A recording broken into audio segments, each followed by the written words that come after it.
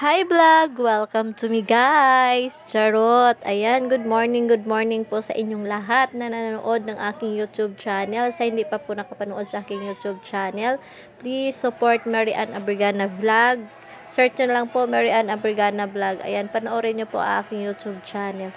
Ayan, nagpakulay pala ako kahapon. Kulay lang po yan kasi wala pong pangkulay, ay wala pong pang-riban. Kulay lang, magkano lang po yung kulay, bayad dito 200 pesos. Bibili ka lang po ng pangkulay, may kulay na yung buhok mo. Ayan.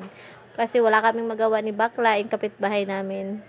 Pinansya niya, kung nagustuhan ata niya yung buhok ko. Charis.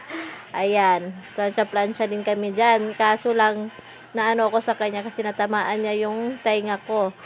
Ang init, sobra. Ayan, di ba? Magaling din naman pala siya magplansya ng buhok. Kahit lalaki siya. Pero bakla yung tawag sa kanya.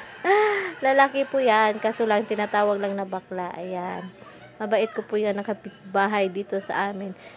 Minsan-minsan din magpapaganda din tayo sa ating mga sarili. Kahit may asawa na tayo, may mga anak. Minsan din bigyan din natin time yung ating sarili. Ayan. Kung sino dyan ang gustong kulay ng buhok, ayan, please contact me, PM nyo na lang ako or mag-comment na lang kayo dito.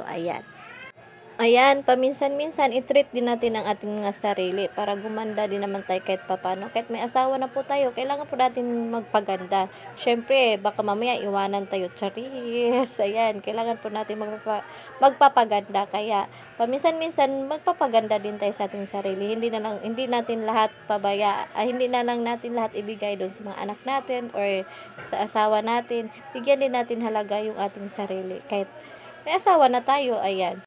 Ayan, magpapaganda din tayo pag may time, Charis. Thank you for watching. Please like, share, and subscribe. Mary Ann Abrigana Vlog. Thank you so much po sa lahat po na nanonood sa aking YouTube channel. Maraming salamat po, babu.